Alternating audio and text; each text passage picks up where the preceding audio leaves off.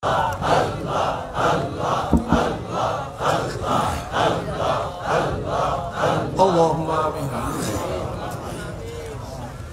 खुदा रख तो मुझको हर लैलो नहार इश्क में अपने मुझे बेसब्र बेताबो हम बेकरार अगर जानिबे माशूक ना बाशुद का शाशे तालिबे आशिक बेचारा नरासत बाजाए हे अल्लाह खुदा नफक पानी दिया এই বুনিয়াদম বানাইয়া কয়েকদিন ঘুরাইয়া ফিরাই অন্ধকার কবর নিয়ে যাবেন এই দুনিয়ায় কাউরে থাকতে দিবেন না ভাই বলি বন্ধু বলি কেউ তো আপন নয় ছেলে বলি মেয়ে বলি কেউ তো আপন নয় গাড়ি বলি বাড়ি বলি কিছুই তো নিজের নয় बहुत भाविया चिंता देखलाम मौला कबरे गेले अपनी सारा केउ आपन होबे ना या अल्लाह फितना फसादेर जमानाय अपनी आमादेर ईमानके मजबूत करे देन महफिल के अपनी हेदायतेर जन्य कबूल करे नेन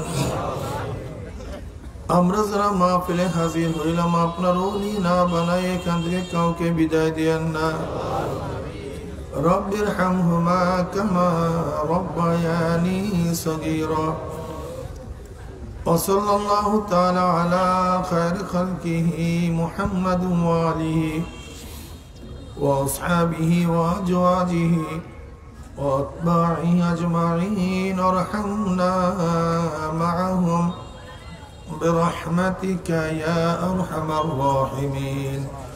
अस्सलामु अलैकुम व रहमतुल्लाहि व बरकातुहू।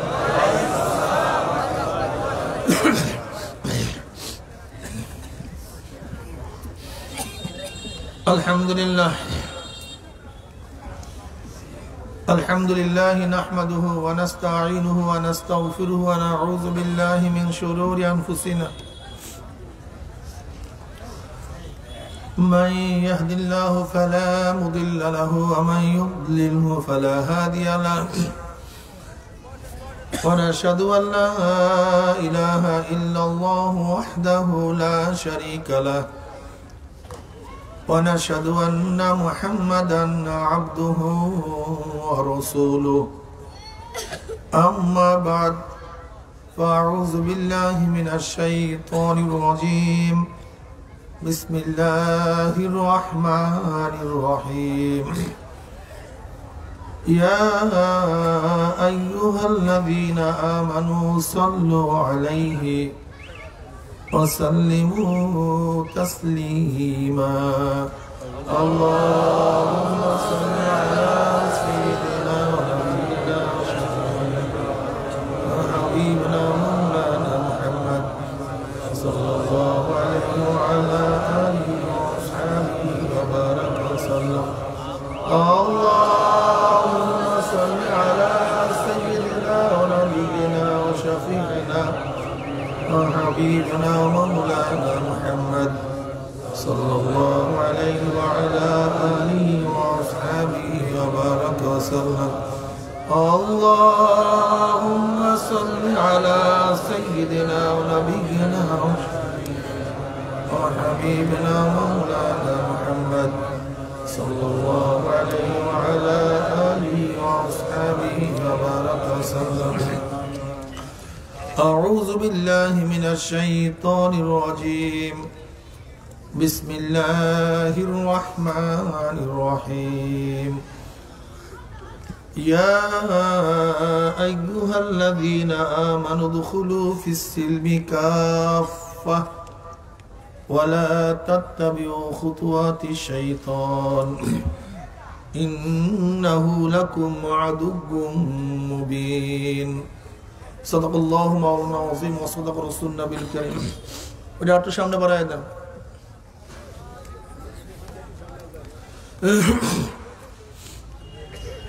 টেবিলে টান দেন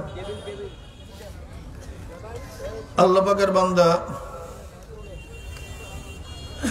জনাব মুহাম্মদ রাসূলুল্লাহ সাল্লাল্লাহু আলাইহি ওয়াসাল্লামের উম্মতগণ, আল্লাহ পাক রব্বুল আলামিন আপনাকে আমাকে ফিতনা ফাসাদের জমানায় যখন তাম দুনিয়ার থেকে ইসলাম মুসলমানদেরকে মিটিয়ে দেওয়ার ষড়যন্ত্র চলতেছে, তাম দুনিয়ার বেঈমানরা একত্রিত হয়েছে গোটা দুনিয়ার থেকে চিরতর ইসলামকে কিভাবে বিদায় দেওয়া যায়। গোটা দুনিয়ার বেঈমানরা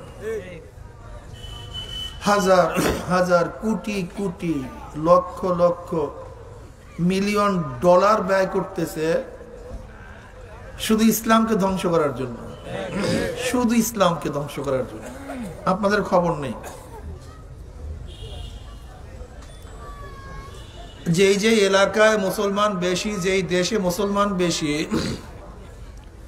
সেখানেও হাজার হাজার কোটি কোটি মিলিয়ন ডলার বরাদ্দ শুধু একটা জিনিস ক্রয় করতে চায়, সেই জিনিসটা কি ঈমান। যেমন আমাদের দেশে এক সময় পিলার খোঁজ করছিলাম, পিলার কি আছে, ম্যাগনেট আছে। কার মধ্যে ম্যাগনেট পাওয়া যায়, ওই ম্যাগনেট খোঁজ করতে গিয়ে মানুষ লক্ষ লক্ষ কোটি কোটি টাকা ব্যয় করছে।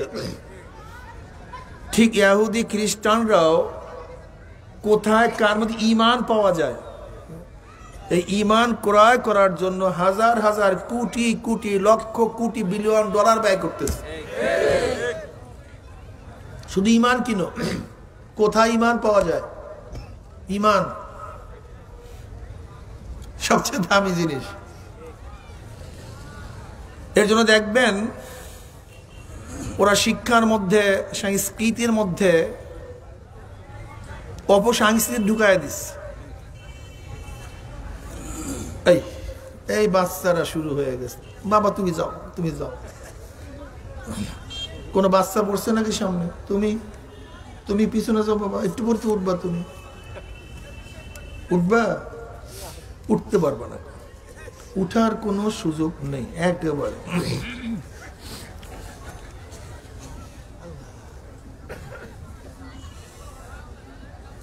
দেখেন সংস্কৃতি একদিনে পরিবর্তন হয় না, একদিনে সংস্কৃতি হয়ও না, পরিবর্তনও হয় না। আমরা বরিশালের মানুষ, আমাদের একটা বরিশালের সংস্কৃতি আছে, আছে কি নাই? দক্ষিণ, একেবারে দক্ষিণের মানুষের একটা সংস্কৃতি আছে। চিটাগাংয়ের মানুষের বিবাহ শাদী, আতিথ্যতা, তাদের মেহমানদারি, তাদের কথাবার্তা, কথোপকথন এক একটা ডিজাইনের হয়। আমাদের বরিশালের মানুষ হাত করলে বোঝা যায় লোকটা কোথায়। চিটাগাংয়ের মানুষ কথা বললে বোঝা যায়। সিলেটের মানুষ ঘটনা কি, কেউ শিক্ষা দিছে? কি বুঝলেন? শত শত হাজার বছর পর্যন্ত কখন কে কিভাবে এই সংস্কৃতি এখানে বিস্তার লাভ করছে তারা জানি না। এটা একদিনে ধ্বংস করা সম্ভব না, ঠিক না? আস্তে আস্তে। বাংলাদেশেও একটা সংস্কৃতি আছে, বিদেশের একটা সংস্কৃতি আছে, ঠিক প্রত্যেকটা জাতির একটা সংস্কৃতি আছে। হিন্দুদের একটা সংস্কৃতি আছে, ইহুদিদের একটা আছে, খ্রিস্টানদের আছে, মুসলমানদের ভিন্ন সংস্কৃতি আছে কি নাই? Good bye, good bye, tata tata, good morning, good morning, আসসালামু আলাইকুম, আল্লাহ হাফেজ, খোদা হাফেজ, শুকরান, শুক্রিয়া, জাযাকাল্লাহ, এগুলি একটা সংস্কৃতি। কিন্তু আল্লাহ, গড, রাধা কৃষ্ণ, তারপরে হিন্দুরা আল্লাহকে বাংলায় কি বলে? ভগবান। সংস্কৃতি, পানি, জল, লবণ, নুন, গোস্ত, মাংস, এগুলো জাতীয় সংস্কৃতি। কিন্তু আপনি বুঝেন ভাই, ভগবান বলছে। যদি কোন এক ব্যক্তি বলে ভগবান বলছে, আপনি কি বুঝলেন লোকটা কে? কই, সে তো পরিচয় দেয়নি। যে আমি হিন্দু, ও সংস্কৃতি প্রমাণ করছে ব্যক্তি হিন্দু, ঠিক না? এক ব্যক্তি এখানে সিঁদুর দিছে মাথার মধ্যে, এক মহিলা, লোকটাকে বুঝলেন কিভাবে? সংস্কৃতি। একজন ধুতিয়ে পড়ছে, কি বুঝলেন? একজনে পৈতা পড়ছে, কি বুঝলেন? বুঝলেন কিভাবে? পরিচয় দিতে হয় নাই, সংস্কৃতি। একদিন সংস্কৃত হয় না। আসসালামু আলাইকুম বলছে, লোকটাকে মুসলমান, সংস্কৃতি। এখন মুসলিম সংস্কৃতি না থাকে, মুসলিম মানে এর কাজ কর্মে যেন প্রমাণিত না হয় ব্যক্তি মুসলিম, এর জন্য হাজার হাজার কোটি কোটি মিলিয়ন ডলার ব্যয় করা হচ্ছে। যেমন মুসলমানের সংস্কৃতি ঈদে আনন্দ ফুর্তি করা, শবে বরাতে, লাইলাতুল কদরে, এরকম বিশেষ কিছু রাত্র আছে, দিন আছে যখন তারা উৎসব পালন করে, আনন্দ করে, ঠিক না? এখন এদেরকে কোথায় নিয়ে যেতে হবে? এই আনন্দটা অন্য আনন্দের মধ্যে ডাইভার্ট করতে হবে, যেন আনন্দ ঠিকই থাকবে কিন্তু মুসলিম ঐতিহ্য থাকবে না। যেমন ঈদেরা উৎসব পালন করে, আনন্দ করে, এখন কি করতে হবে? পহেলা বৈশাখ সৃষ্টি করতে হবে, যেন বাঙালি জাতীয় হিসাবে ঠিক উৎসব পালন করবে কিন্তু সেখানে মুসলিম পরিচয় থাকবে না। পরিচয় কি হবে? বাঙালি, মুসলিম না। আপনি কি একদিন চিন্তা করছেন? একদিনও চিন্তা করেননি।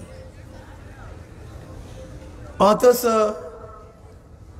শেখ সাহেবের অসমাপ্ত আত্মজীবনের মধ্যে তিনি লিখেন যে আমাদের পরিচয় কি?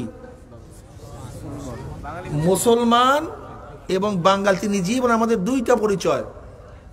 কয়টা পরিচয়? প্রথম হলো আমরা মুসলমান, তারপরে দ্বিতীয় পরিচয়। এ তো তিনি যখন অসমাপ্ত আত্মজীবনী লিখছেন, বাংলাদেশ সৃষ্টি হয় না তখনকার কথা। আর আমি বলি এখন আমাদের পরিচয় হবে দুইটা, আমি মুসলমান, আমি বাংলাদেশি। আমি মুসলমান, বাঙালি না, আমি বাংলাদেশি। বলতে পারেন হুজুর পার্থক্যটা কি বাঙালি বললে বাংলাদেশের মধ্যে? বাঙালি বলতে ক্যালকাটা, আসাম, ত্রিপুরা সবই চলে আসে, কিন্তু বাংলাদেশি বললে ক্যালকাটা, আসাম, ত্রিপুরা আসে না, শুধু বাংলাদেশই বোঝা যায়। কঠিন পার্থক্য, কঠিন পার্থক্য। যারা স্বপ্ন দেখে এপার বাংলা ওপার বাংলা এক হও, এই স্লোগান এখনো আছে, আছে কি নাই? এপার বাংলা ওপার বাংলা এক হও। তারা এই বাঙালি বাঙালি বাঙালি বাঙালি বলে, বাংলাদেশি বাংলাদেশি স্লোগান দেয় না। কিন্তু আপনাদেরকে মনে রাখতে হবে আমরা মুসলিম, আমরা বাংলাদেশি। খুব হুশমান ধাওয়া চাই মুসলমান। মুসলমান তো এখন সব বোকারাম চৌধুরী 31st নাইট তারা পালন করে, ভ্যালেন্টাইন্স ডে পালন করে। তারা ভাই লোকমা না দেই, এক জেহেনের মধ্যে থাকা যায়। 31st নাইট খ্রিস্টানদের বড়দিন তারা পালন করে, ভালোবাসা দিবস পালন করে। এরা এই মুসলমানের গোষ্ঠী, এরা 1 এপ্রিল পালন করে। 1 April, April fool. April fool বুঝেন? ফুল মানে বোকা। 1 এপ্রিল মুসলিম বোকাদেরকে ধোকা দিয়ে যেইভাবে নির্যাতন করছিল তার শরণার্থে খ্রিস্টানরা এপ্রিল ফুল পালন করে। ইতিহাসটা কি? স্পেন দখল করছিল মুসলমানরা মাত্র কয়েকজন সৈন্য নিয়ে, 1005 সৈন্য নিয়ে। তারিক বিন জিয়াদ, তার বয়স ছিল 70। বুড়া এক ব্যক্তি। একই সময় মোহাম্মদ বিন কাসিম সিন্ধু দখল করছিল, তার বয়স 17। তারেক বিন জিয়াদের বয়স 70, আর মোহাম্মদ বিন কাসিমের বয়স 17 বছর। একজন যুবক একজন বুড়া, দুইজন দুই দেশ দখল করে ফেলাইছে মাত্র 5,000 সৈন্য নিয়ে। আর আমাদের দেশের 17 বছরের যুবকরা এখন পর্যন্ত বাচ্চাটা ছোট প্যান্ট পরে পিটার খায়। আসলে আমাদের মুসলিম দাবি করাই লজ্জাজনক, আমরা মুসলিম না। আমাদের মুসলিম দাবি করা ঠিক না তো। 70 বছর বয়স হইলে ভাই বুড়ো হয়ে গেছে, এখন ঘরের থেকে নামতে পারি না, ওয়াজ মাহফিলে যাবো কিভাবে, হালকা জিগরে যাবো কিভাবে, মাসিক ইস্তায় যাবো কিভাবে, দাওয়াতি কাজ করবো কিভাবে। তুমি তারিক বিন জিয়াদের উত্তরসূরি নও। তারিক বিন জিয়াদের উত্তরসূরিরা 70 বছর বয়সেও তারা স্পেন দখল করে, আর তুমি পাশের বাড়িতে দাওয়াত দিতে যেতে পারো না। 17 বছরের যুবক মোহাম্মদ বিন কাসিম রাজা দাহিরের 1 লক্ষ সৈন্যর বিরুদ্ধে, কত? 1 লক্ষ সৈন্যের বিরুদ্ধে 17 বছর একটা যুবক নিজে কাফেলা তৈয়ার করে। হাজ্জাজ বিন ইউসুফের কাছে তখন সৈন্য ছিল না, বিভিন্ন জায়গায় যুদ্ধ চলতেছিল, সৈন্য নাই। নিজেই বক্তৃতা দিয়া এই যুবক ফুবক আবিজবি কিছু একটা কাফেলা করে ফেলাইছে। হ্যাঁ, কোথায় এরা আর কোথায় সিন্ধু প্রদেশ? হাজার হাজার মাইল দূর থেকে মাত্র 5,000 সৈন্য রাজা দাহিরের 1 লক্ষ সৈন্যের বিরুদ্ধে বিজয় অর্জন করছে। আর তুমি আমি মাসিও মারতে পারি না, মাসিও মারতে পারি না, ভয় পাই, ঠিক না? কলিজার মধ্যে মাওলার মোহাব্বত নাই, জান্নাতের মোহাব্বত নাই, জাহান্নামের ভয় নাই। এজন্য আল্লাহ পাক রব্বুল আলামিন দুনিয়ার মোহাব্বত এবং দুনিয়ার ভয় তোমার মধ্যে আমার মধ্যে দিয়ে দিছে। যা, যেহেতু আমার মোহাব্বত রাখবি না, জাহান্নামে ভয় করবি না, তাই দুনিয়ার মোহাব্বত কর, দুনিয়ার ভয়ের মধ্যে থাক। যুবক তারেক বিন জিয়াদ, মোহাম্মদ বিন কাসিম 17 বছর এবং 70 বছরের বুড়া এবং যুবক যদি স্পেন এবং ভারতবর্ষ জয় করতে পারে, তাহলে তুমি এবং আমি তোমার বাড়ির পাশের এক ব্যক্তিকে জয় করতে পারি না? তোমার এলাকা জয় করতে পারো না, তোমার ইউনিয়ন জয় করতে পারো না, কিভাবে জয় করবা? যুবকদের মাথার মধ্যে ঢুকা আমি মুসলমান, এইটাই তোমার সবচেয়ে বড় জয়। মুসলমানরা মুসলমানই তো ভুলে গেছে, কারণ টেলিভিশনে দেখবা শুধু প্রশ্ন করবে আমি বাঙালি, আমি বাঙালি, বাঙালি সংস্কৃতি, ঠিক না? কি সংস্কৃতি? বাঙালি সংস্কৃতি। দেখবেন পূজার সময় কি লিখে, সর্বজনীন শারদলীয় দুর্গা পূজা, সর্বজনীন শারদলীয় দুর্গা পূজা। ধর্ম যার যার, উৎসব সবার। নাউযুবিল্লাহ। জমি যার যার, ফসল সবার। হ্যাঁ, চাকরি যার যার, বেতন সবার। হ্যাঁ, কথা বলেন না কেন? চাকরি বেতন সবার। এইবার আর এক জায়গায় যদি আসেন, স্ত্রী যার যার, অধিকার। হ্যাঁ, কি ঢুকায় দিছে মাথার মধ্যে, কি ঢুকায় দিছে সবাই, সবার মাথার মধ্যে কি ঢুকায় দিছে। কইলাম না সংস্কৃতি একদিনে পরিবর্তন হয় না, শুরু হয়েছে আস্তে আস্তে, টিপতে টিপতে টিপতে টিপতে টিপতে টিপতে মাথার মধ্যে ঢুকায় দিবে। দেখেন না আমাদের এখন রাষ্ট্রীয় বহুত বড় বড় লিডাররা ব্যানার দেয়, উৎসব পালন করে, দুর্গা পূজা দেয়। আমরাও কিন্তু হিন্দুদের পূজা আশ্রয় আমরা কি করি? পাহারাদারি করি, পাহারাদারি করি, উৎসব পালন করি না। বরং তারা যেন নির্বিঘ্নে উৎসব পালন করতে পারে সেই ব্যবস্থা করি। এই যে মুসলমানের কাজ। মুসলমানের কাজটা কি? খ্রিস্টান যেন তার ধর্মীয় উৎসব পালন করতে পারে, ইহুদি যেন তার ধর্মীয় উৎসব পালন করতে পারে, হিন্দু তার ধর্মীয় উৎসব পালন করতে পারে নির্বিঘ্নে। আমরা পাহারাদির করব, লেকিন হিন্দুদের উৎসব আমি পালন করব না, ইহুদিদের উৎসব আমি পালন করব না, খ্রিস্টানদের উৎসব আমি পালন করব না, করাও ঠিক হবে না। আবার ভারতের মধ্যে যেখানে সংখ্যাগরিষ্ঠ হিন্দু আছে সেখানে মুসলমানরা তাদের ধর্মীয় উৎসব পালন করবে, যারা ওখানে সংখ্যাগরিষ্ঠ আছে তারা তাদের পাহারাদারি করবে। এইটাই তো ছিল মানবতা, এইটাই তো ছিল মানবতা। কি করতেছ? অনেকের ধারণা হুজুর ইসলাম যদি আসে তাহলে হিন্দুদের অবস্থা কি হবে, খ্রিস্টানদের অবস্থা কি হবে। এই জবাব আমার দেওয়ার দরকার নেই।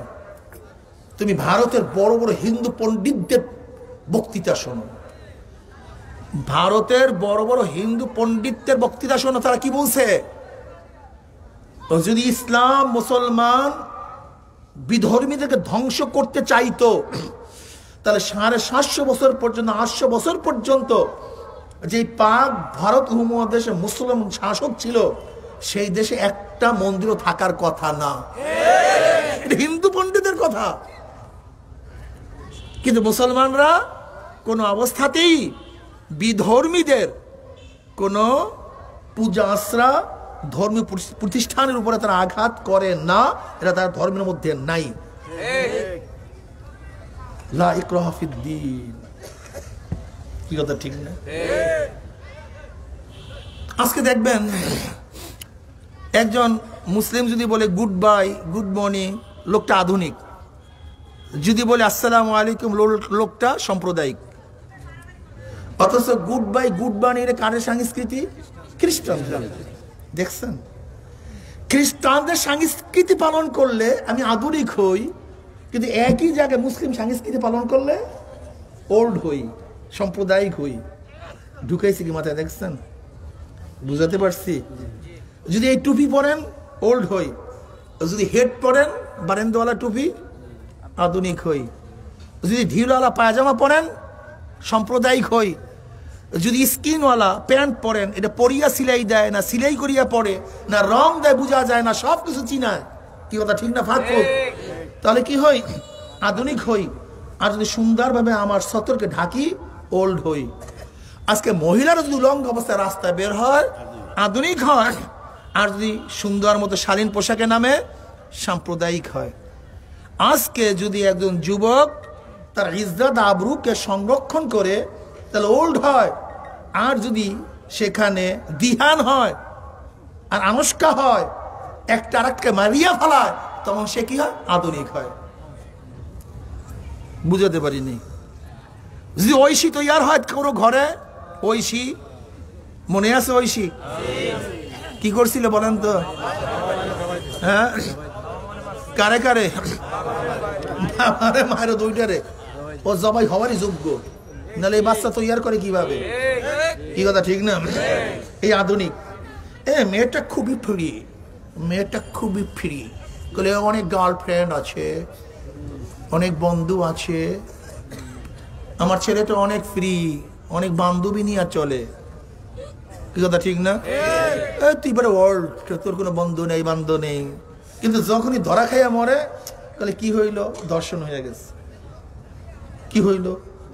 ও তো বড়। আনুষ্কার মাই কি বলতেছে? ও তো মরার কথা না, ও তো বড়, মরল কেন? চিন্তা করতে পারছেন? ওল্ড। আমরা হলাম ওল্ড, ওরা হলাম আধুনিক। মুসলমানের গোষ্ঠী সুন্দর মতো চুল ছাটলে তুমি সাম্প্রদায়িক হও, আর ভেড়ার মতো চুল রাখলে তুমি আধুনিক হও। শালীন পোশাক পরলে তুমি ওল্ড হও, সাম্প্রদায়িক হও, আর পাঁচার মধ্যে প্যান্সি দিয়ে ফেলাইলে তুমি আধুনিক হও না? ভালো সুন্দর পোশাক পরলে তুমি ওল্ড হও, আর তালিওয়ালা পোশাক পরলে এখান থেকে সিরা, এখান থেকে সিরা, এখানে তালি, এ আধুনিক হইছে। কি বুঝছেন কি মিয়া? মেয়েদের মতো কানের মধ্যে দুল পড়লে, মেয়েদের মধ্যে দুল পড়লে আধুনিক হয়, আর সুন্দর লেবাসে চললে সাম্প্রদায়িক হয়। মেয়েদের মতো চুল বড় রেখে বেনি করলে আধুনিক হয়, আর সুন্নতের মধ্যে চুল রাখলে সাম্প্রদায়িক হয়। আর মাথার মধ্যে ঢুকানো হয়েছে। মারাত্মকভাবে ঢুকানো হয়েছে। ইসলামের পক্ষে কথা বললেই এটা সাম্প্রদায়িক জঙ্গিবাদ হয়, কিন্তু খ্রিস্টান ইহুদিদের মতো কথা বললে এটা কি হয়? আধুনিক হয়। মুসলিম তুমি বুঝো। দেখো আজকে মনমোহন সিং, ডক্টর মনমোহন সিং, ডক্টর, ভারতের প্রাইম মিনিস্টার ছিল, ডক্টর, নন শিক্ষিত না, তিনি শিখ। ভারতের প্রাইম মিনিস্টার হওয়া সত্ত্বেও তার মাথার মধ্যে শিখদের পট্টি ছিল, শিখদের দাড়ি ছিল, শিখদের মোষ ছিল, শিখদের পশম ছিল। শিখদের ধর্ম কি? জন্ম হওয়ার পরে কোনো পশমই তারা কাটে না, কোনো জায়গার পশম কাটে না। দেখো ডক্টর মনমোহন সিং ভারতের প্রাইম মিনিস্টার হওয়া সত্ত্বেও শিখদের পট্টি তার মাথার থেকে নামে নাই, শিখদের দাড়ি তার চেহারার থেকে ঝরে নাই, মোষ কাটে নাই, বগল সেইভাবেই ছিল, সমস্ত পশম সেইভাবে ছিল। অথচ কোন শিখ মহিলা আপত্তি তুলে নাই যে আমি এর সাথে বিবাহ বসবো না, এর সাথে আমি বিবাহ বসবো না, এই অবস্থায় বিবাহ করবো না। একজন শিখ মহিলাও এই আপত্তি তোলে নেই। কিন্তু মুসলিমদের মাথার মধ্যে ঢুকানো হয়েছে যদি কেউ দাড়ি রাখে, টুপি পরে, তার সাথে আমি বিবাহ বসবো না। এটা একদিনে ঢুকায় নাই, আস্তে আস্তে ঢুকানো হয়েছে। দাড়ি টুপি সমস্যা না, তাহলে আমার স্ত্রী আমাকে পছন্দ করে কেন? আমার মেয়ে কেন একজন দাড়িওয়ালা ছেলেকে পছন্দ করে? আমার মেয়েকে যদি জীবন বড় পিটান, ও দাড়ি কাটা কোনো ছেলের কাছে যাবে না। আমাকে যদি মেরেও ফেলান আমার স্ত্রীকে, তারপর সে দাড়ি ছাড়া ছেলে পছন্দ করবে না। তো আমার মেয়ে, আমি যদি দাড়িওয়ালাকে পছন্দ করতে পারি, তাহলে তোমার মেয়ে দাড়িওয়ালাকে পছন্দ করে না কেন? কারণটা কোথায়? দাড়ি সমস্যা না, মোষ সমস্যা না, দিনী পোশাক সমস্যা না, সমস্যা হলো তোমার মাথার মধ্যে খ্রিস্টান, ইহুদি এবং হিন্দুত্ববাদ ঢুকাবার কারণে তোমাকে ইসলাম ঘৃণা লাগতেছে। তুমি ইসলাম পছন্দ করতেছো না, সমস্যা এখানে না। আগে সমস্যা খোঁজ করো, আগে সমস্যা খোঁজ করো। কয়েকদিন আগে ভারতের বিমান বাহিনীর প্রধান আসছে, কয়েক মাস আগে। সেও কিন্তু শিখ, মনে আছে নাকি? মাথার মধ্যে পট্টি ছিল, শিখ, দাড়ি ছিল, মদ ছিল। কই ভারতের বিমান বাহিনীর প্রধান শিখ, তার মাথার পট্টি নামাতে হয় নাই, চুল কাটতে হয় নাই, দাড়ি কামাতে হয় নাই, সব কিছু ঠিক ছিল। এবং শিখদের ধর্ম হলো এখানে ছুরি রাখে, ধর্ম তাদের। প্লেনে যাক, যেখানে যাক না কেন, তাদের ছুরি থাকবেই। যদি বিমান বাহিনীর প্রধান ভারতের শিখ হয়েও তার মাথার পট্টি নামাতে না হয়, দাড়ি কাটতে না হয়, আমাদের দেশের অবস্থাটা কি? মুসলিমদের মধ্যে কোন রকমের যদি মাস্টার্স পাস করে, কোন রকমের যদি বিসিএস ক্যাডার হয়, কোন রকমের যদি এমপি হয়, মিনিস্টার হয়, তাই প্রথম চেয়ারে বসার আগে ইসলামকে জবাই না দিতে পারলে, ইসলামকে বলি না দিতে পারলে, ওর বিসিএস ক্যাডারটাই ঠিক হয় না। প্রথম ইসলামকে, প্রথম ফার্স্ট ওর কাস্টটা প্রথম ইসলামকে বলি দে, এরপরে বিসিএস ক্যাডার হ। আগে ইসলামকে বলি দে, এরপরে চেয়ারম্যান হ। ইসলামকে বলি দে, এরপরে এমপি হ। ইসলামকে খুন কর, তারপরে মন্ত্রী হ। ইসলামকে খুন কর, তারপর পদে বস। কিন্তু না, মুসলমানদের চরিত্রের মধ্যে থাকতে হবে। আমি বিসিএস ক্যাডার হই, আমি এমপি হই, আমি মিনিস্টার হই, আমি প্রেসিডেন্ট হই, চেয়ারে বসবো, ইসলাম সারানা বরং ইসলাম নিয়ে বসবো। ইসলামকে বাদ দিয়ে বসিও না, ইসলামকে বাদ দিয়ে বসিও না। খসরাত দুনিয়া ওয়ালা আখেরা, দুনিয়াতে ধ্বংস, আখেরাতে ধ্বংস। সময় আসতেছে, ইসলামকে বাদ দিবা, বাচ্চা ওই তৈয়ার হবে যেই বাচ্চা তোমাকেও ধ্বংস করো। মনে নাই আমিন জুয়েলার্সের, আপন জুয়েলার্সের মালিক, আপন জুয়েলার্সের মালিক, তার বাচ্চাও তো একই কাজ করছিল, হাজার হাজার কোটি টাকার মালিক, একই কাজ করছে। এই যারা অবৈধভাবে পয়সা কামায়, এরা একই কাজ করে, একইভাবে বাপ মাকে অপমান করে, অপদস্থ করে। শুধু তাই নয়, জানা নাই যদি বিপদগামী তোমার সন্তান হয়ে যায়, মদ পান করে না আবার তোমার কবরের মধ্যে প্রস্রাব করে দাঁড়ায় দাঁড়ায়, এমন সন্তান তৈরি করছে। দোয়ার পরিবর্তে মদ পান করে তোমার কবরের মধ্যে প্রস্রাব করবে। আর কি হবে? প্রস্রাব না করলেও যখন মদের বোতলের মধ্যে টান মারবে, আর আমার মাওলায় কবরের মধ্যে এমন বেতান বেতাবে যে কি তৈরি করে আসছে, খা বেতের বাড়ি, জন্মের খাওয়া খা। যখন ড্যান্স মারবে, ফেরেশতারা ড্যান্স দিয়ে তোমার কবরের মধ্যে জন্মের মধ্যে গুতাইবে। সে সময় আসতেছে। শুধু টার্গেট ইসলামকে ধ্বংস করো। আজকে রাজনীতির নামে, সংস্কৃতির নামে, পড়াশোনার নামে আনুষ্কা পয়দা হবে না কেন? দিহান পয়দা হবে না কেন? অষ্টমের বইতে কি লেখা? সম্মতিতে যৌন কোনো দোষণীয় বিষয় না, অপরাধ নয়। অষ্টমের বইতে লেখা। এমনি নাসিন নেবুরে আরো পাইছে আইন। দোলের বাড়িতে অবস্থাটা কি হয়? বাংলাদেশের বই। আমি বিশ্বাস করি যাদের মাধ্যমে, যাদের আমলে, যাদের কারণে, যাদের ভোটে, যাদের মাধ্যমে, যাদের আমলে, যাদের ভোটে বইয়ের মধ্যে এটা লিখছে, এই যত জেনা হবে, যত জেনা হবে, সমস্ত জেনা আল্লাহ পাক রব্বুল আলামিন ওদের আমলনামায় লিখে দিবে। যারা ওদের দল করবে, যারা ওদেরকে ভোট দেবে, যারা ওদেরকে সমর্থন করবে, যাদের আমলে এই সমস্ত জেনার উৎসাহিত করার জন্য পরিকল্পনা হবে, সবগুলি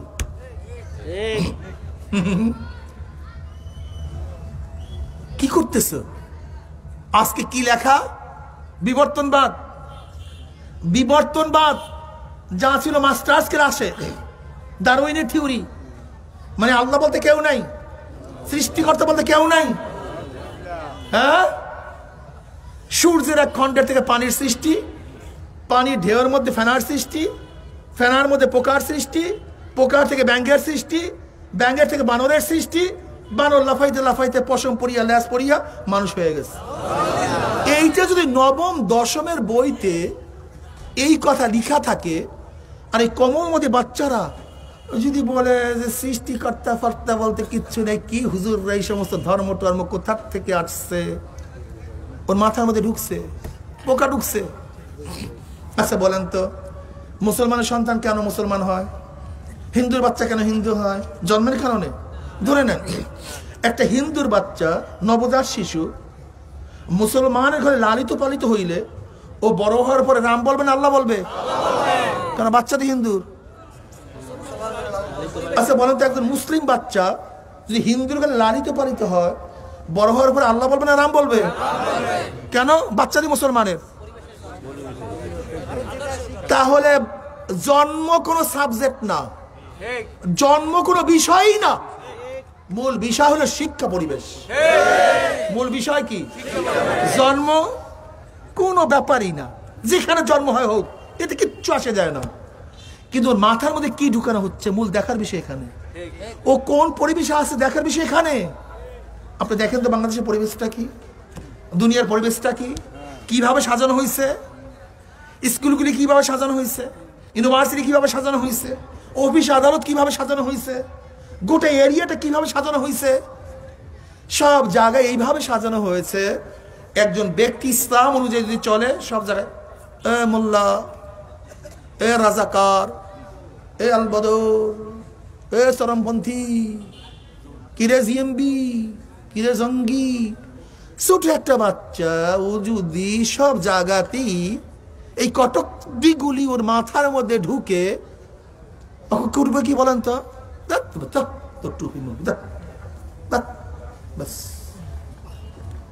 পরিবেশ, পরিবেশ। দেখেন আজকে একজন মাদ্রাসার ছেলের দাঁড়িয়ে রাখতে লজ্জা নেই, টুপি পড়তে, লম্বা জামা পড়তে, নামাজ পড়তে, কিন্তু একটা স্কুলের ছেলের কারণটা কি? ওতে একই বয়সের এক ভাই মাদ্রাসায় পড়ে, এক ভাই লজ্জা লাগে, আর এক ভাই লজ্জা লাগে না কেন? কারণটা কি? শুধু পরিবেশ, শিক্ষা। নার্সারি থেকে শুরু করে কিন্ডারগার্টেন থেকে শুরু করে মাস্টার্স পর্যন্ত একটা বাচ্চাকে কি শেখানো হচ্ছে? আজকে নভেলের অবস্থা দেখেন, নাটকের অবস্থা দেখেন, সিনেমার অবস্থা দেখেন। সিনেমার মধ্যে যে সবচেয়ে খারাপ পার্ট নেয় তার মাথার মধ্যে টুপি, যে সবচেয়ে খারাপ পার্ট নেয় তার মুখের মধ্যে দাড়ি। দেখেন হাজারো বইয়ের মধ্যে রাজাকারের লিস্টই আছে, ছবি আছে আত্মসমর্পণ করার। হাজারো রাজাকার যাদের দাড়ি ছিল না, গুন্ডা। রাজাকারটা কি ছিল জানেন আপনারা? আসলে জানিনি না, সমস্যাই। রাজাকার একটা আনসার বাহিনীর মতো পাকিস্তানের বাহিনী ছিল, যারা গুন্ডা ফুন্ডা হাবি জাবি অমুক তমুক কাজকর্ম ছিল না। এটা পাকিস্তান সরকারের আমলে স্বঘোষিত রাজাকার একটা ডিপার্টমেন্ট ছিল। আসলে শব্দ রাজাকার না, শব্দ রেজাকার। রেজা মানে ইচ্ছা, স্বেচ্ছা, কার মানে কাজ। এক কথা স্বেচ্ছাসেবককে উর্দুতে বলে রেজাকার। কথা বুঝাতে পারি না? এটা পাকিস্তান বাহিনীর একটা ডিপার্টমেন্ট, যেমন আনসার ডিপার্টমেন্ট, এরকম ডিপার্টমেন্ট ছিল এটা। এরা বিভিন্ন অঞ্চল থেকে বিভিন্ন গুন্ডা ফান্ডা আবি জাবি 2 নাম্বার 6 নাম্বার বে নাম্বার সব এখানে যোগ দিছে। সরকার এদেরকে নিয়ন্ত্রণ করার চেষ্টা করছে। লোকগুলো 2 নাম্বার লোক, কথা ঠিক না? এরাই পরবর্তীতে পাকিস্তানের সময় পাকিস্তানের পক্ষ করছে, ঠিক না? অত সেই রেজাকার বানায়া দিয়েছে সব আলেমদেরকে, টুপিওয়ালাদেরকে, দাড়িওয়ালাদেরকে। আচ্ছা আমাকে বলেন তো, 70 নির্বাচনে আওয়ামী লীগ ভোট পাইছিল কত পার্সেন্ট? 99%। হ্যাঁ, 70 নির্বাচনের কারণেই তো এদের স্বাধীন হয়েছে, ঠিক না? তার 70 নির্বাচনে যারা ভোট দিছে তারাই তো সবাই স্বাধীনতার পক্ষে ছিল। সবাই কি ছিল? স্বাধীনতার পক্ষে ছিল। তাহলে যত মুসল্লি সব স্বাধীনতার পক্ষে। এদেশে জমিয়ত ওলামা ইসলাম তো দলীয়ভাবে স্বাধীনতার পক্ষে ছিল। এদেশে মাওলানা আব্দুল হামিদ খান সাহেব ভাসানী, যিনি কর্ণধার ছিল, শুধু মাওলানা ছিল। আমার দাদাজান রহমাতুল্লাহ আলাইহি চরমনাই মাদ্রাসায় মুক্তিযুদ্ধের ক্যাম্প করছে, সেখানে হিন্দুদের জন্য নঙ্গরখানা খুলছে এই চরমনাইতে। সেখান থেকে যোদ্ধারা বিভিন্ন জায়গায় ছড়িয়ে পড়ছে, ঠিক না? আমার দাদাজান রহমাতুল্লাহ স্বাধীনতার পরেও বেহাল অবস্থায় আমাদের চরমনাই মাদ্রাসায় ছিল। কই একদিনে তো তিনি পলান নাই, একদিনে কোথাও যান নাই, সবাই দোয়া নিছে তার কাছেই। কিন্তু ঘটনাটা কি? হাজারো রাজাকার যারা টুপি ছাড়া দাড়ি ছাড়া গুন্ডা বদমাস, তারা রাজাকার না চিনে আসে না, কিন্তু দাড়িওয়ালা টুপিওয়ালা রাজাকার সাজায় কেন? কারণটা কি কত? মুসলমান একদিন চিন্তা করছো? যুবকরা চিন্তা করছো? একদিনও চিন্তা করো নাই, একদিনও চিন্তা করো নাই। এর মূল কারণ রাজাকার সাজানো না, মূল কারণ হল ইসলামের আঘাত করা, নবীর সুন্নাতের আঘাত করা। মূল উদ্দেশ্য এখানে।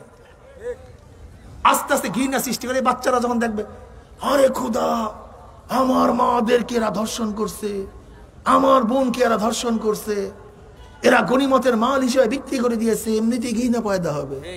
ব্যাস আস্তে আস্তে কৌশলে শুধু ইসলাম বিদ্বেষী সৃষ্টি করা, ইসলাম বিদ্বেষী সৃষ্টি করা।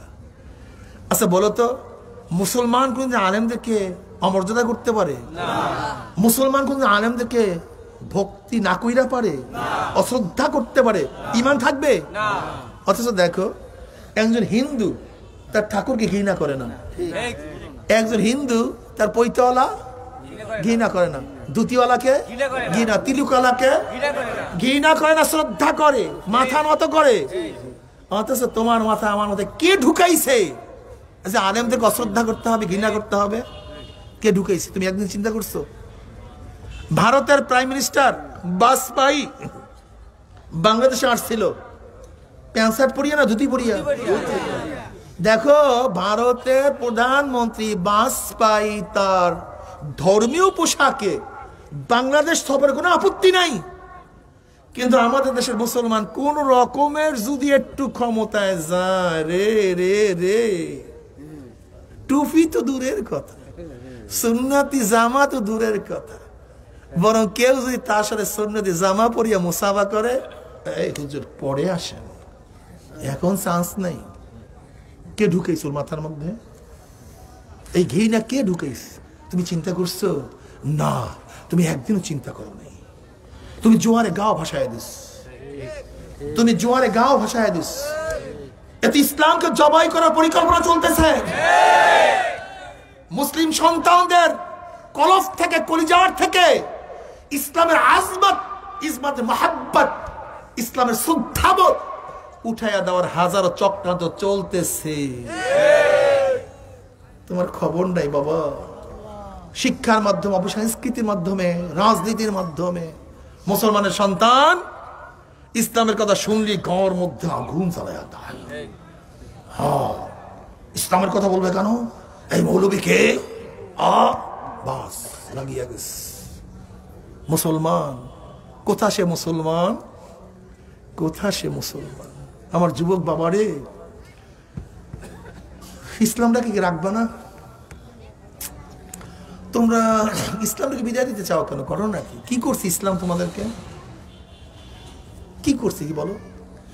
ইসলাম তোমাদের মদ খাওয়ায় বাধা দেয়, ইসলাম তোমাদের গাঁজা খাওয়ায় বাধা দেয়, ইসলাম তোমাদের ফেন্সিডিল খাইতে বাধা দেয়, ইসলাম তোমাদের ধর্ষণে বাধা দেয়, ইসলাম তোমাদের জেনায় বাধা দেয়, ইসলাম তোমাদের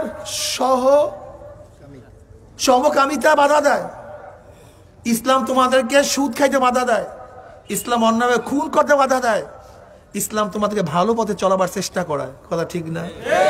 ইসলাম বাপ মার শ্রদ্ধাবোধ জাগ্রত করে, সেবা সুস্থতা জাগ্রত করে, ভাই ভাইয়ের মধ্যে মিল মাহাব্বত পয়দা করে, গরিবদেরকে সাহায্য করতে উদ্বুদ্ধ করে, নিজের চেয়ে অন্য মুসলমান ভাইকে প্রাধান্য দেওয়ার জন্য ইসলাম সব উৎসাহিত করে। আজকে ইসলামকে তুমি পছন্দ করো না, তোমার চেয়ে বড় খতরনাক এবং বদনসিব আর কেউ হতে পারে না। আমার যুবক বাবা, অন্তর বহুত কষ্ট, বহুত কষ্ট, বহুত কষ্ট। আজকে বিভিন্ন ধর্মীয় লোক মুসলমানদের সংস্পর্শে এসে তারা শুধু মাথার মধ্যে মুসলিমদের বিরুদ্ধে বিভিন্ন ধরনের ষড়যন্ত্র মাথার মধ্যে ঢুকাইতেছে। ইসলাম ছাড়বা তোমরা? সারিও না, সারিও না ইসলাম। আল্লাহ পাক নিজে বলা, তামুতুন্না ইল্লা ওয়া আনতুম মুসলিমুন, খবরদার মুসলমান না হইয়া কেউ মরবি না।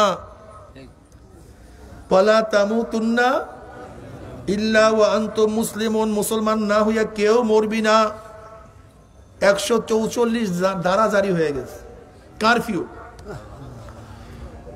সরকার কারফিউ দিছে, বিনা অনুমতিতে এরিয়ার মধ্যে কেউ ঢুকবা না, যদি ঢুকো অমনি গুলি হয়ে যাবে। ঠিক যদি ইসলাম কবুল না করিয়া, মুসলমান না হইয়া যদি মৃত্যুর বিছানায়, মৃত্যুর এরিয়ার মধ্যে ঢুকিয়াই যাও, তাহলে কি হবে? তোমার মৌয়াত ইমানের সাথে হবে না, তোমার কবর জান্নাতের বাগিচাও হবে না, কিয়ামতের ময়দানে আরশের নিচে জায়গাও পাবা না। যদি ইসলাম না নিয়া কবরে যাও, তোমার আমল নামাও ডাইন হাতে পড়বে না। জনাবে মুহাম্মদুর রাসূলুল্লাহ সাল্লাল্লাহু আলাইহি ওয়াসাল্লামের পবিত্র হাত মুবারকে হাউজে কাউসারের পানিও পান করতে পারবা না। যখন আল্লাহ পাকের মুমিন বান্দা মানে কবরের মধ্যে যাবে, নবী আলাইহিস সালাতু ওয়াস সালামের রওজার সাথে সূরা হয়ে যাবে, রাস্তা হয়ে যাবে। ফেরেশতারা প্রশ্ন, মান হাযার রাজুল, চেন ওই ব্যক্তিকে? তখন যুবকরা বলবে, মুরব্বীরা বলবে, ভাই ফেরেশতা, ওনার মোহাব্বতে পড়িয়ে স্কুলে টুপি মাথায় দিয়ে গেছে, সাথীরা টুপি উঠে কত থুক মারছে, কিন্তু ওনার প্রেমে পড়িয়া মাথার থেকে টুপি নামাই নাই। কলেজের মধ্যে দাড়ি রাখিয়া গেছি, উস্তাদরা পর্যন্ত দাড়ি ধরিয়া কত টিটকারি করছে, কিন্তু ওনার প্রেমে পড়িয়া দাড়ির মধ্যে আমি পোষ লাগাই নাই। লম্বা জামা এই যে রাস্তায় বের হয়েছে, সাথীরা জামা ধরিয়া কত টানা হেসরা করছে, কিন্তু সুন্নাতের পাগল হইয়া লম্বা জামা গাড়ি থেকে নামাই নাই।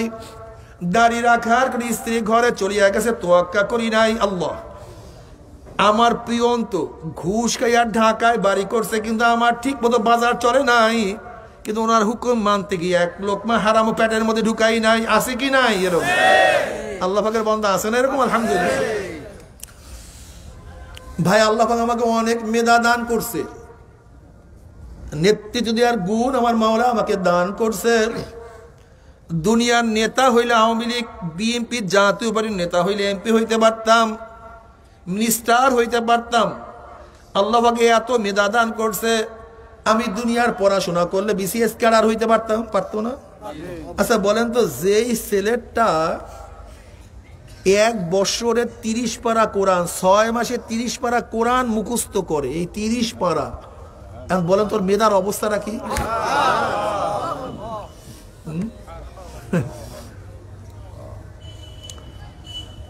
আল্লাহ পাক আমাকে অনেক মেধা দান করছিল, কিন্তু কোরআন ও হাদিসের পড়া পড়ছি, দুনিয়ার লোক করি নাই। যদি আল্লাহ পাক আমাকে যে মেধা দান করছে, আমি বহুত বড় লিডার হতে পারতাম, কিন্তু ইসলাম ছাড়ি নাই, দুনিয়ার নেতৃত্ব গ্রহণ করি নাই। ঢাকায় বাড়ি করার কোনো স্বপ্ন আমি দেখি নাই, আমেরিকায় যাওয়ার কোনো স্বপ্ন আমার মধ্যে ছিল না, লুটপাটের কোনো চিন্তা করি নাই।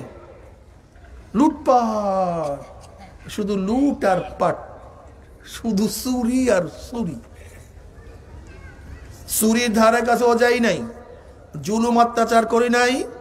জনাবে মুহাম্মদ রাসূলুল্লাহ সাল্লাল্লাহু আলাইহি ওয়াসাল্লামের প্রেমে পড়িয়া আমার জীবনকে আল্লাহ রাসূল উৎসর্গ করিয়া ফেলাইছি।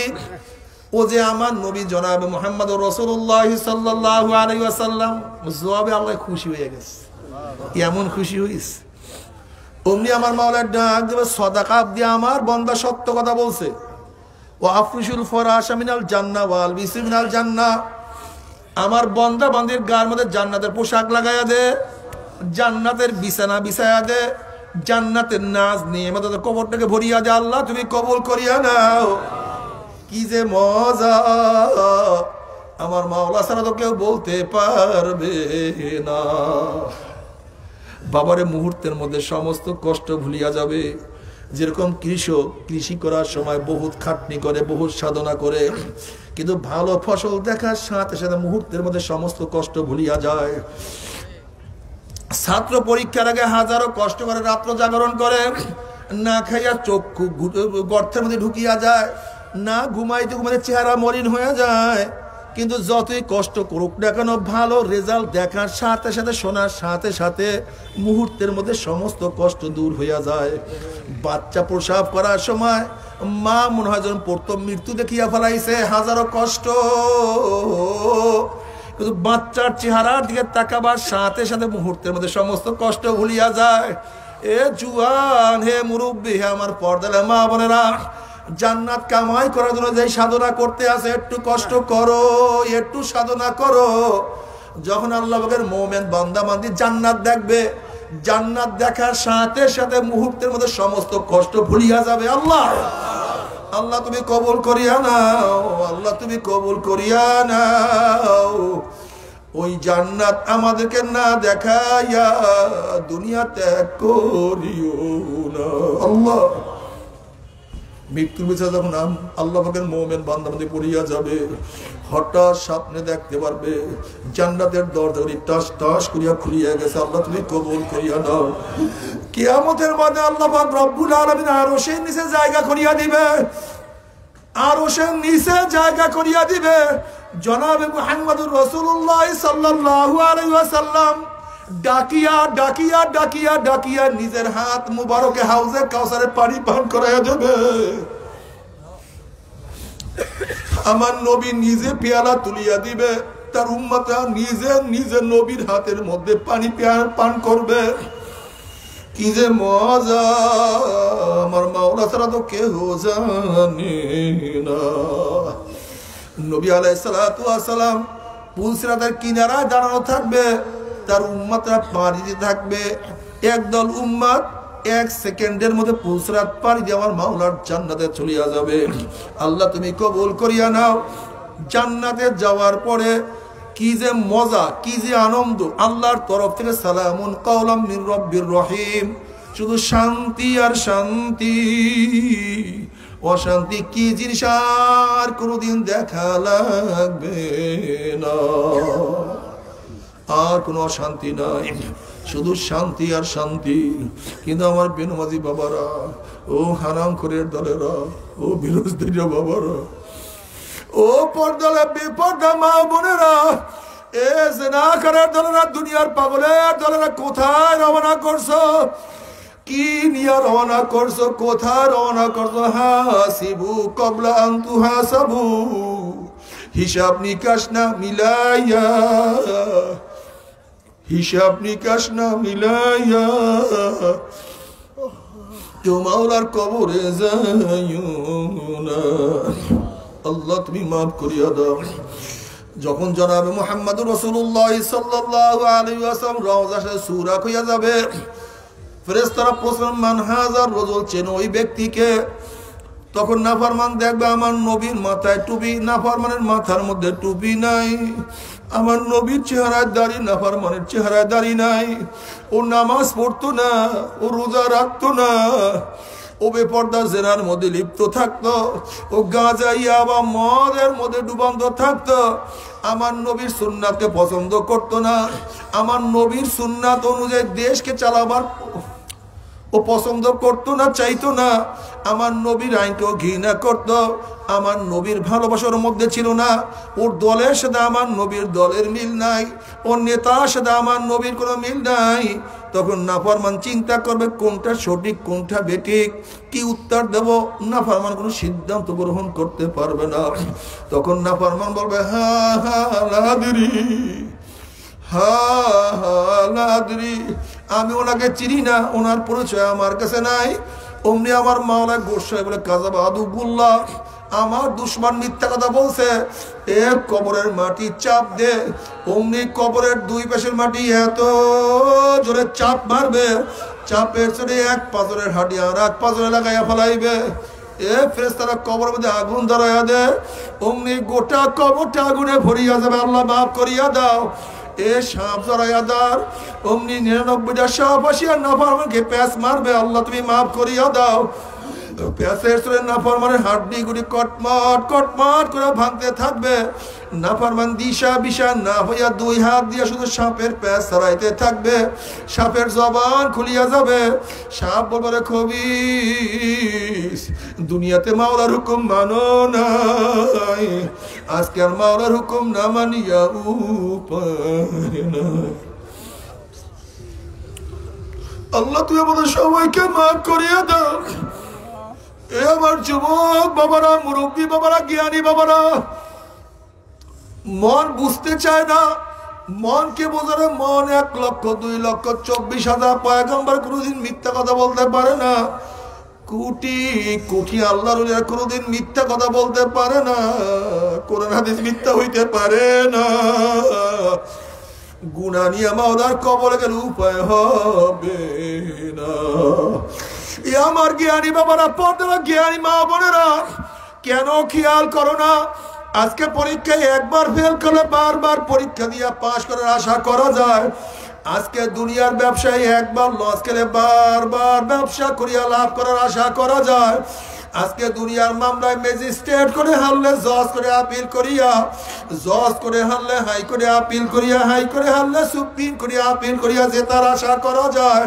কিন্তু খোদা না খাস্তা, খোদা না খাস্তা, খোদা না খাস্তা, মওতের মামলায়, কবরের মামলায়, কিয়ামতের মামলায়, ওই মিজান পুলসরাতের মামলা যদি একবার স্লিপ কাটিয়া যায়, আর তো দ্বিতীয়বার আপিল করা যাবে না। আল্লাহ আল্লাহ তুমি আমাদের সবাইকে মাফ করিয়া দাও। মওতের চান্স একবার, দ্বিতীয়বার আর কোনো চান্স নাই। কবরে যাওয়ার চান্স একবার, দ্বিতীয়বার যাওয়ার আর কোনো চান্স নাই। কিয়ামতের ময়দানে উঠার চান্স একবার, দ্বিতীয়বার উঠার কোনো চান্স নাই। কিয়ামতের ময়দান কত যে মারাত্মক ময়দান রে বাবা। আল্লাহ তুমি আমাদের সবাইকে মাফ করিয়া দাও। কিয়ামতের কিছু নমুনায় করোনা ভাইরাস দেখাইয়া দিছে। আল্লাহ রে, বাবাকে ছেলে সাহায্য করে নাই, বাবাকে মেয়েও পানি দেয় নাই, স্বামীর কাছে স্ত্রী যায় না, স্ত্রীর কাছে স্বামী যায় নাই। দুনিয়ার যদি এই হালাত হইতে পারে, তা কিয়ামতে কি অবস্থা হবে আমার মাওলাই ভালো জানে রে বাবা। ইয়াউমা ইয়াফিরুল মারউ মিন আখিহি ওয়া উম্মিহি ওয়া আবিহি ওয়া সাহিবাতিহি ওয়া বানিহি, যেদিন আপন ভাই ভাই পরিচয় দেবে না, মা ছেলেকে সাহায্য করবে না, ছেলেও মাকে সাহায্য করবে না, বাবাও ছেলেকে উপকার করবে না, ছেলেও বাবাকে উপকার করবে না, বন্ধু বান্ধব লাপাত্তা হইয়া যাবে, নেতারা সব হারাইয়া যাবে। ওয়াকুল ইব্রাহিম খলিলুল্লাহ নাফসি নাফসি, মুসা কালিমুল্লাহ নাফসি নাফসি, ঈসা রূহুল্লাহ নাফসি নাফসি, আদম সবুল্লাহ নাফসি নাফসি। সমস্ত নবীরা বলবে মাওলা আমাকে বাঁচাও, আমাকে বাঁচাও, আমাকে বাঁচাও। এই মুহূর্তে জনাব মুহাম্মদ রাসূলুল্লাহ সাল্লাল্লাহু আলাইহি ওয়াসাল্লাম সিজদায় পড়ে বলবে মাওলা তোমার ইজ্জত ও জালালের কসম খাইয়া বলতে আছি, আজকে ওই জাহান্নাম তোমার একটা উম্মতকেও খাইয়া ফেলায়, আমি কিন্তু তোমার হাবিব জান্নাতের মধ্যে ঢুকবো না। ও কপাল পোড়ার দলেরা, যে আল্লাহর হাবিব কঠিন মুহূর্তেও তোমাকে আমাকে ভুলবে না, সে আল্লাহর হাবিবের আদর্শকে কিভাবে বিসর্জন দেও, তোমার সে আমার সে বড় কপাল পরার কেউ হইতে পারে না। সে আল্লাহর হাবিবের সুন্নাতকে কিভাবে অপমান করো, সেই আল্লাহর হাবিবের সুন্নাতকে কিভাবে অপছন্দ করো, সেই আল্লাহর হাবিবের নেতৃত্ব কেন মানো না কপাল পোড়া, সে আল্লাহর হাবিবের নীতি আদর্শ কেন ভালো লাগে না কপাল পোড়া। যে কিয়ামতের ময়দানে নবীর সুপারিশ ছাড়া কোনো উপায় হবে না। আল্লাহ তুমি আমাদের সবাইকে নবীর সুপারিশ কবুল করিয়া নাও। নবী আলাইহিস সালাতু ওয়াস সালাম দোয়া কবুল করে আল্লাহ পাক বলবে যাও জিবরাইল আমার হাবিবের কাছে পানিটুকু নিয়ে দিয়ে আসো। নবী আলাইহিস সালাতু ওয়াস সালাম যখন এই পানি জাহান্নামের গায়ে ছিটা মারবে, জাহান্নাম ক্যাত ক্যাত ক্যাত ক্যাত করে পিছনে সরিয়া যাবে। আল্লাহর হাবিব বলবেন মাওলা রে, যে জাহান্নামকে লক্ষ লক্ষ ফেরেশতারা ধরিয়া রাখতে পারে না, ই আবার কোন কুদরতি পানি, কোন আশ্চর্য পানি, যেই পানি মারার সাথে সাথে জাহান্নাম পিছন দিকে সরিয়া গেল। আল্লাহ পাক ডাকলেন হাবিব গো, এই পানি কোন আশ্চর্য পানি না, কোন কুদরতি পানি না, এই পানি হলো তোমার গুনাহগার উম্মতের চোখের পানি। আল্লাহ তুমি কবুল করিয়া নাও। বাবারে তুমি কি জানো চোখের পানির কত দাম? নবী মুসা আলাইহিস সালাতু ওয়াস সালাম একদিন এক জায়গা থেকে রওনা করছেন, দেখেন একটা পাথর কান্নাকাটি করতে আছে। আল্লাহ নবী মুসা প্রশ্ন করেন পাথর কেন কাঁদতে আছো, কি কারণে কাঁদতে আছো? পাথর বলতে আছে আল্লাহ নবী মুসা আল্লাহ পাক রব্বুল আলামিন জাহান্নামকে মানুষ এবং পাথর দিয়া জ্বালাইবে। ওয়াকুদুহান নাস ওয়াল হিজারা, মানুষ এবং পাথর দিয়া জ্বালাইবে। ওয়াকুদুহান নাস ওয়াল হিজারা, জাহান্নামের আযালি হবে মানুষ এবং পাথর। সেই জাহান্নামের ভয়তে আমি কাঁদতে আছি। আপনি আল্লাহর কাছে দোয়া করেন মাওলা তোমাকে মাফ করিয়া দেয়। নবী মুসা আলাইহিস সালাতু ওয়াস সালাম আল্লাহর কাছে দোয়া করলেন মাওলা রে, একটা পাথর তোমার জাহান্নামের ভয় কাঁদে, তোমার ভয় কাঁদে, তুমি তাকে মাফ করিয়া দাও। আল্লাহ পাক রব্বুল আলামিন মুসা আলাইহিস সালাতু ওয়াস সালামকে বললেন তুমি সুসংবাদ জানায় আমি তাকে মাফ করিয়া দিলাম। নবী মুসা আলাইহিস সালাতু ওয়াস সুসংবাদ জানিয়া চলিয়া গেলেন। অনেকদিন পরে যখন ওই রাস্তা দিয়ে রওনা করলেন, দেখেন পাথর আবারও কান্দে। আল্লাহ নবী মুসা খুব রাগী নবী ছিলেন, তিনি ধমক দিয়ে প্রশ্ন পাথর তুই কি আমার কথা বিশ্বাস করো নাই যেন মাওলা তোকে মাফ করিয়া দিছে? পাথর বলতেছে আল্লাহ নবী মুসা, নবীরা কোনোদিন মিথ্যা কথা বলতে পারে না, মাওলা আমাকে মাফ করিয়ে দিন, বিশ্বাস করছি, তাহলে আবারও কেন কান্দো? পাথর তখন কি জবাব দেয় শোনেন। পাথর বলছে আল্লাহ নবী মুসা, যদি আমি না কাঁদতাম, আমার দিকে আপনি লক্ষ্য করতেন না, মাওলার কাছে দোয়াও করতেন না, হয়তো মাওলা আমাকে মাফও করতো না। কিন্তু যেই কান্নার উসে মাওলা আমাকে মাফ করিয়া দিয়েছে, ওই কান্না আমি আর কোনোদিনও ছাড়বো না, ওই কান্না আমি আর কোনোদিনও ছাড়বো না। বাবারে দেখছো যারা আল্লাহ ওয়ালা তারা সারাদিন কান্দে, নামাজের মধ্যে কান্দে, জিকিরের মধ্যে কান্দে, যারা ইবাদত বেশি করে তারাই কান্দে। কিন্তু আমরা গুনাহগার, আমাদের তো কান্নার কথা বেশি ছিল, আমরা তো অন্যায় বেশি করছি, আমাদের তো বেশি কান্না উচিত ছিল। কিন্তু আমাদের কলব তো নষ্ট হয়ে গেছে, আমাদের কলব তো পাথরের চেয়ে শক্ত হয়ে গেছে। এর জন্য চোখে পানি নাই, মনে হয় উপায় হবে না। বাবা আমার নবী আলাইহিস সালাতু ওয়াস সালাম কিভাবে কান্নাকাটি করতেন, তিরমিজি শরীফের মধ্যে রওয়ায়াত আছে নবী আলাইহিস সালাতু ওয়াস সালাম নামাজের মধ্যে এমন ভাবে কাঁদতেন, ওয়ালি জাউফি আজিজুকা আজিজুল মিরজান মিনাল বুকা, যেরকম পাতিলের মধ্যে পানি দিয়া যদি নিচে আগুন ধরায় দেওয়া হয়, দেখবেন পাতিলের মধ্যে গুম গুম গুম গুম আওয়াজ করতে থাকে। ঠিক নবী আলাইহিস সালাতু ওয়াস সালাম নামাজের মধ্যে এমন ভাবে কাঁদতেন, তার কলিজার থেকে কান্নার গুম গুম আওয়াজ বের হয়ে আসতো। বাবারে আজকে চোখে পানি নাই, আর যারা দুনিয়ার মধ্যে কান্দিয়া কাটিয়া কবরে যাবা, আর কান্দার উপর আয়োজন নাই, শুধু হাসি আর হাসি,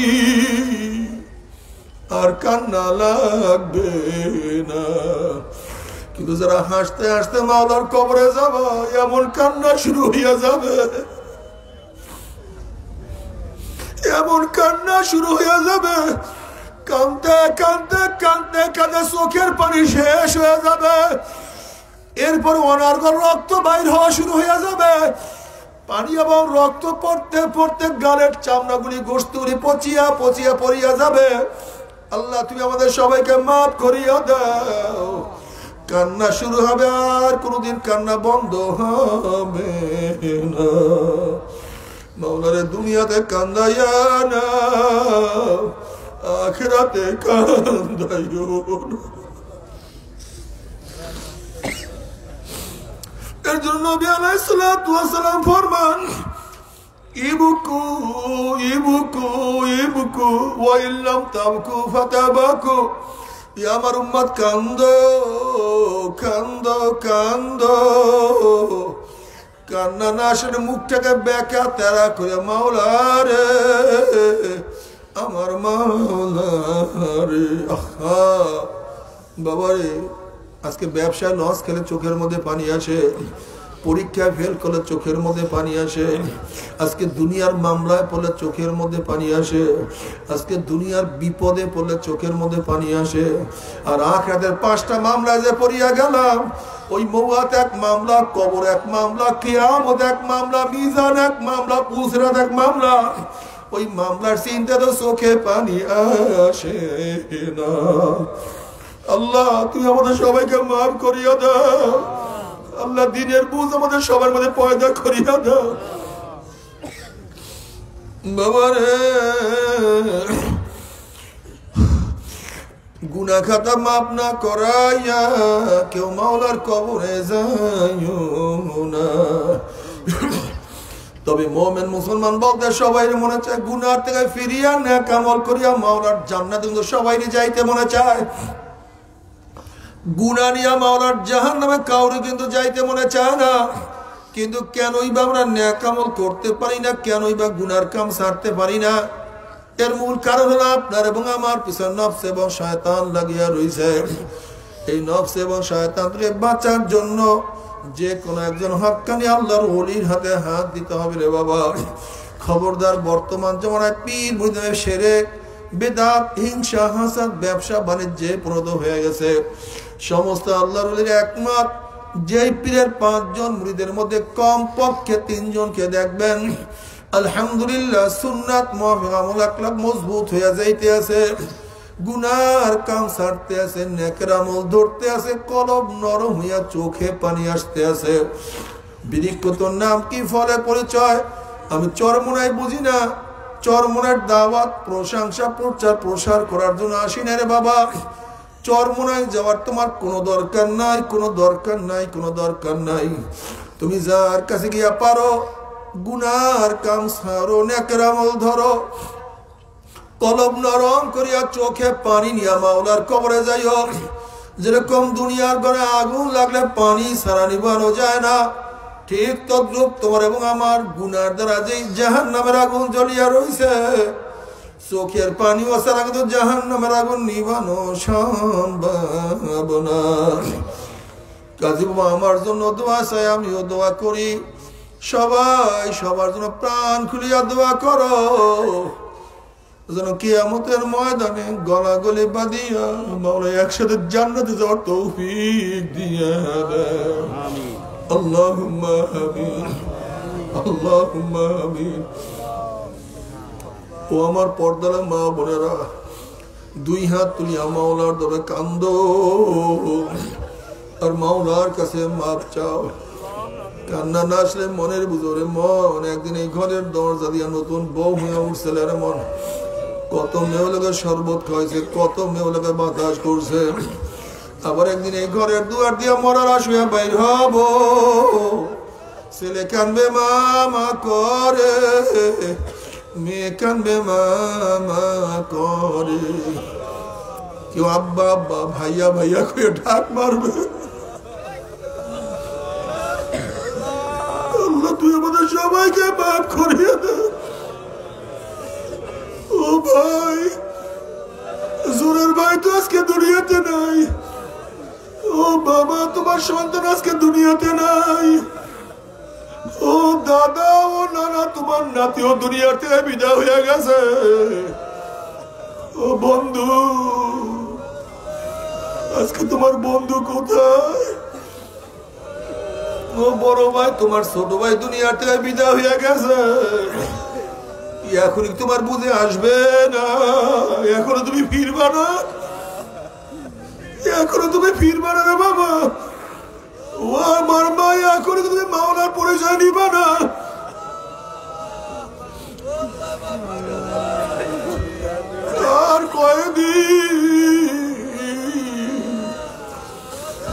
আর কয়দিন অপেক্ষা করবা?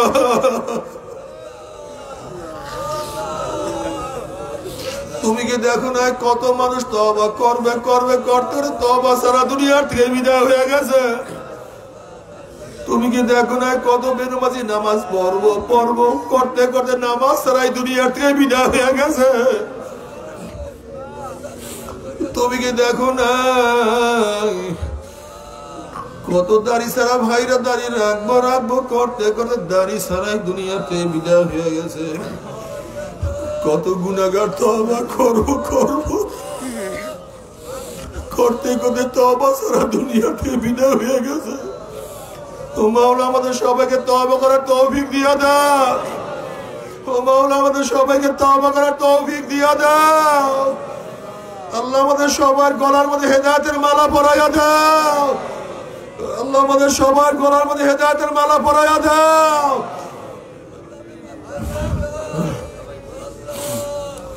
আল্লাহ, আমার যুবক বাবাদেরকে কবুল করিয়া নাও। আল্লাহ, আমার যুবক বাবাদেরকে কবুল করিয়া নাও। আল্লাহ, আমার যুবক বাবাদেরকে কবুল করিয়া নাও। আল্লাহ, আমার মুরব্বী বাবাদেরকে কবুল করিয়া নাও। আমার মা বোনদেরকে কবুল করিয়া নাও। আল্লাহ, তুমি মাঠের দিকে তাকাইয়া দেখো, তুমি মাঠের দিকে তাকাইয়া দেখো।